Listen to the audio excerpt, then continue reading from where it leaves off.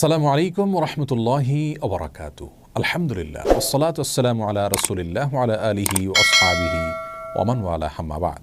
সুপ্রিয় দর্শক শ্রোতা ভাই বোন, গর্ভবতী মায়ের জন্য গর্ভাবস্থায় কোনো খাবার গ্রহণ করা অথবা না করা, বিশেষ কোনোভাবে চলা অথবা না চলার ব্যাপারে কোরআন এবং হাদিসে কোনো দিক নির্দেশনা আছে কিনা আজ আমরা সে বিষয়টি জানার চেষ্টা করব ইনশাআল্লাহ তাআলা। প্রিয় দর্শক, আমাদের সমাজে গর্ভবতী মায়েদের জন্য বিশেষ কিছু খাবারকে, বিশেষ কিছু চালচলনকে নিষিদ্ধ এবং ক্ষতিকর মনে করা হয়ে থাকে। তার মধ্যে থেকে সবচেয়ে প্রসিদ্ধ হলো চন্দ্রগ্রহণ অথবা সূর্যগ্রহণের সময় গর্ভবতী মায়েরা যেন কোনো অবস্থাতেই বাসা বাড়ি থেকে, ঘর থেকে বের না হন। অনেকে মনে করেন যে চন্দ্রগ্রহণ সূর্যগ্রহণের সময় গর্ভবতী মায়েদের জন্য কোনো কিছু কাটাকাটি করা, কোনো কিছু কুটা, এটা উচিত নয়। যদি করেন তাহলে সেটি তার গর্ভস্থ সন্তানের জন্য ক্ষতির কারণ হতে পারে। অনেকে মনে করেন যে গর্ভাবস্থায় যদি কেউ যমজ কলা খান তাহলে তার সন্তান যমজ হবে। অনেকে মনে করেন যে গর্ভাবস্থায় কোনো মায়ের জন্য ডিম খাওয়া উচিত নয়, তাহলে সন্তানের চোখ কুসুমের মতো হলদে বর্ণ হবে। ডাব খাওয়া উচিত নয়, তাহলে ঘোলাটে হবে। অমুকটা খাওয়া উচিত নয়, তাহলে তমুকটা হবে। এরকম আরও নানা রকমের ধারণা রয়েছে। অনেকে মনে করেন যে গর্ভাবস্থায় কোনো মায়ের জন্য কোনো মুরগি, কোনো হাঁস এ জাতীয় কোনো কিছু জবে করা উচিত নয়। যদি করেন তাহলে সেটি তার গর্ভস্থ সন্তানের জীবনের জন্য ক্ষতির কারণ হতে পারে। অনেকে মনে করেন যে গর্ভবতী মায়েরা প্লেট ইত্যাদি চেটে খেলে, মুছে খেলে ভালো করে, তাহলে সেক্ষেত্রে তাদের কন্যা সন্তান হওয়ার সম্ভাবনা রয়েছে।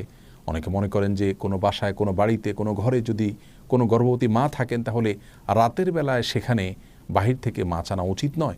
যদি আনতে হয় তাহলে আগুন ইত্যাদিতে ছেঁক দিয়ে প্রবেশ করাতে হয়। আর এরকম নানা রকমের ধারণা আমাদের সমাজে প্রচলিত আছে। প্রিয় দর্শক, এই ধারণাগুলো সম্পূর্ণরূপে ভ্রান্ত, ভুল এবং কুসংস্কারাচ্ছন্ন বিশ্বাস থেকে আমাদের মধ্যে জন্ম নিয়েছে।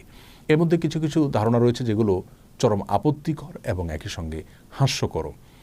যেমন যমজ কলা খেলে গর্ভবতী মায়ের যমজ সন্তান হতে পারে। এই ধারণাটি শুধু ভ্রান্তই নয়, একই সঙ্গে এটি হাস্যকর এবং আপত্তিকর।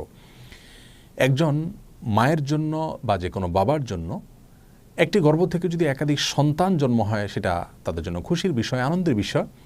এটা কখনো তাদের জন্য ক্ষতির, এটা তাদের জন্য নিষিদ্ধ কোনো বিষয় হতে পারে না। বিধায় এটিকে নিষিদ্ধ মনে করা বা যমজ কলা গর্ভবতী মায়ের জন্য খাওয়াকে খারাপ মনে করা, এটি মূর্খতা প্রসূত একটি বিশ্বাস। সেই সাথে যে কোনো মুসলিমের জন্য, যে কোনো মানুষের জন্য খাবারের পাত্র, প্লেট, এটাকে ভালো করে মুছে চেটে খাওয়া উচিত। এটাকে অপচয় করা উচিত নয়, কোনো খাবার নষ্ট করা উচিত নয়, বরং ভালো করে মুছে এবং পরিষ্কার করে খাওয়াটাই হলো সুন্নাহ। আর এই সুন্নাহটি নারী পুরুষ সকলের জন্য প্রযোজ্য। গর্ভবতী এবং সাধারণ অবস্থায় যে কোনো মানুষের জন্য এটি প্রযোজ্য। সুতরাং প্লেট পরিষ্কার করে খাওয়া বা মুছে খাওয়া, চেটে খাওয়া, এটাকে খারাপ মনে করা, এটাকে অপয়া মনে করা, নিষিদ্ধ মনে করা, সেটি মূর্খতা এবং সুন্নাহ বিরোধী একটি বিশ্বাস। আর প্লেট মুছে খেলে গর্ভবতী মা কন্যা সন্তান জন্ম দিবেন, সেটি প্রথমত ভ্রান্ত কথা। দ্বিতীয়ত, কন্যা সন্তান জন্ম দেওয়া এটা তো ভালো বিষয়। কোরআন এবং হাদিসের কোথাও পুত্র সন্তান জন্ম দেওয়ার জন্য বিশেষ কোনো ফজিলতের কথা আমরা জানি না, কিন্তু কন্যা সন্তান জন্ম দিলে সেক্ষেত্রে মা বাবার জন্য সেটি আখিরাতে নাজাতের মাধ্যম হবে, জান্নাতে যাওয়ার উপায় হবে, এরকম বিভিন্ন হাদিসের কথা আমরা জানতে পারি। সুতরাং এই সমস্ত ভ্রান্ত বিশ্বাসগুলো আমাদের সমাজ থেকে দূর করার চেষ্টা আমাদের করতে হবে। প্রিয় দর্শক, মনে রাখা উচিত একজন মুসলিমের কি করা উচিত, কি করা উচিত নয়, কি খাওয়া উচিত, কি খাওয়া উচিত নয়, কোন জিনিসটা তার জন্য কল্যাণকর আর কোনটা ক্ষতিকর, এটি জানার দুটি উপায় রয়েছে।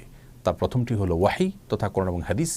কোরআন এবং হাদিসে যদি আমাদের জন্য কোনো কিছুকে কল্যাণকর বলা হয় বা অকল্যাণকর বলে আমাদের জন্য জানানো হয়, তাহলে সেটিকে অবশ্যই আমাদের মেনে চলা উচিত। আর দ্বিতীয় উপায় হলো আমাদের জানার অভিজ্ঞতা এবং সায়েন্স। অভিজ্ঞতার মাধ্যমে, বিজ্ঞানের মাধ্যমে যদি আমরা জানতে পারি যে কোনো বস্তুর মাঝে আমাদের জন্য কল্যাণ নিহিত রেখেছেন আল্লাহ তাআলা অথবা অকল্যাণ নিহিত রেখেছেন, তাহলে সেটাকে অবশ্যই আমরা আমল নেব এবং মেনে চলব। যে বিষয়গুলো বলা হলো, এগুলোর মাধ্যমে গর্ভবতী মায়ের অথবা গর্ভস্থ সন্তানের কোনো প্রকার ক্ষতি হতে পারে এরকম কোনো ধারণা কোরআন হাদিস থেকে আমাদেরকে দেওয়া হয়নি। আর অভিজ্ঞতা তথা সায়েন্স থেকে এরকম কোনো ধারণা আমরা পাইনি, যার কারণে এগুলো সম্পূর্ণরূপে কুসংস্কার এবং ভ্রান্ত বিশ্বাস থেকে আমাদের সমাজে জন্ম নিয়েছে। এই ভ্রান্ত বিশ্বাসগুলো আমাদেরকে দূর করার চেষ্টা করতে হবে।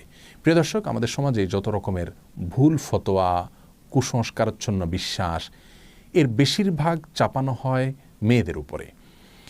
তাদের উপরে যত রকমের মিথ্যা, বানোয়াট ফতোয়া এবং মাসআলার প্রয়োগ হয়, পুরুষদের উপরে তত বেশি মিথ্যা, বানোয়াট অথবা মনগড়া ফতোয়ার প্রয়োগ হতে আমরা দেখি না।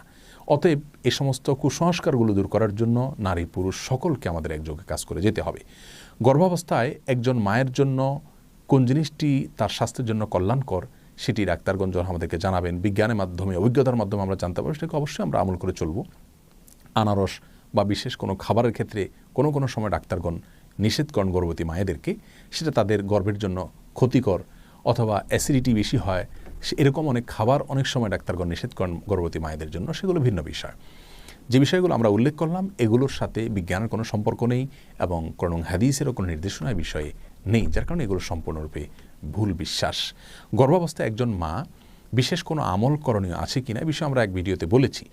কোরআন হাদিস থেকে গর্ভবতী মায়ের জন্য বিশেষ কোনো আমলের কথা আমরা জানি না, তবে অবশ্যই এটি তার জীবনের জন্য গুরুত্বপূর্ণ একটি সময়, কঠিন একটি সময়ের তিনি অপেক্ষা করেন, যার কারণে অন্য যে কোনো সময়ের চাইতে এই সময়গুলোতে গুনাহ থেকে, পাপের কাছ থেকে বেশি বেশি বেঁচে থাকার চেষ্টা করা উচিত।